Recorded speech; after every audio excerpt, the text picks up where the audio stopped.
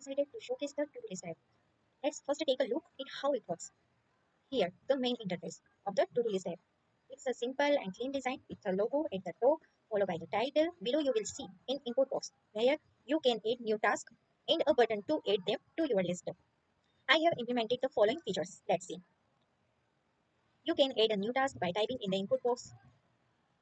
Hey, today I learned new JavaScript project like this.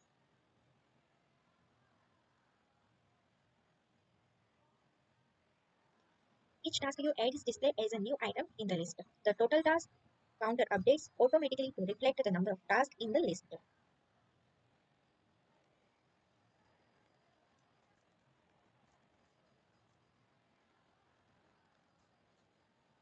Like this.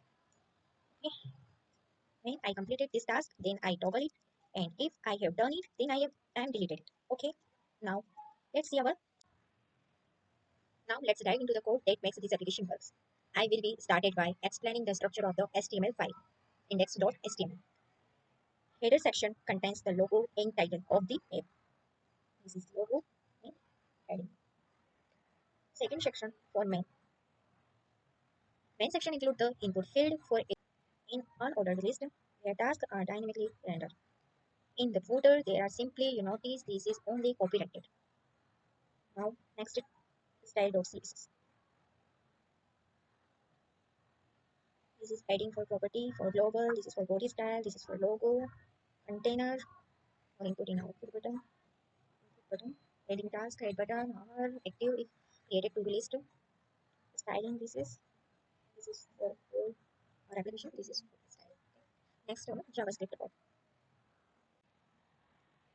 First we define an empty array called task to store our task objects. Next we give reference to various HTML elements like task list, a task include, a task button, and task counter for counting.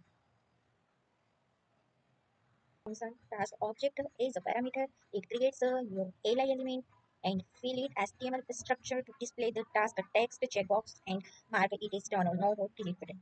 Finally, it appends this new li element to the task list. Demo it. Represent like that. This is it. Now explain 7 completion time and enter or 8 tasks. Task added successfully. Next. Render the task list. Second, we saw render task list. Here, this is function for render list. The render list function first clearly the existing task list using an HTML. It then loops. If you want to create for loop, then you go and otherwise you go for task dot for each. And at the end, task dot counter in an HTML task length. You know this is task length. Okay. Next, toggle task.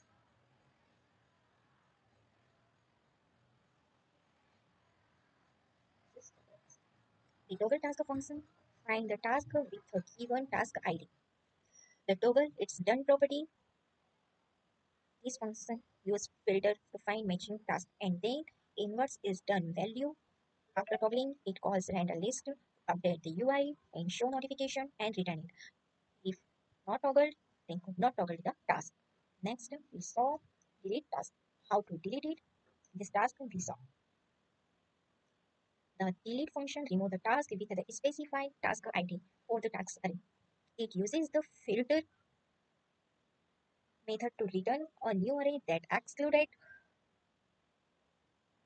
the task to be deleted. After updating the task array, it calls render list and as well as to update UI. And next, the show notification.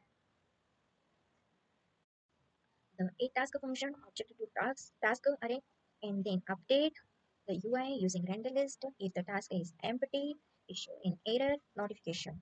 Task cannot be added. This is alert for notification. Show notification. At the end, we are created to input click list for listening.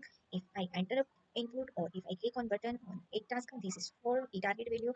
This text I type on input box here. And next, handle click listener or handle click. If I delete task, then delete it. And if I toggle, then toggle. And this is for initialize to list. add event listener. If IKEA, then input key press function called if click, then that, and this click for delete and toggle in this function. Thank you so much.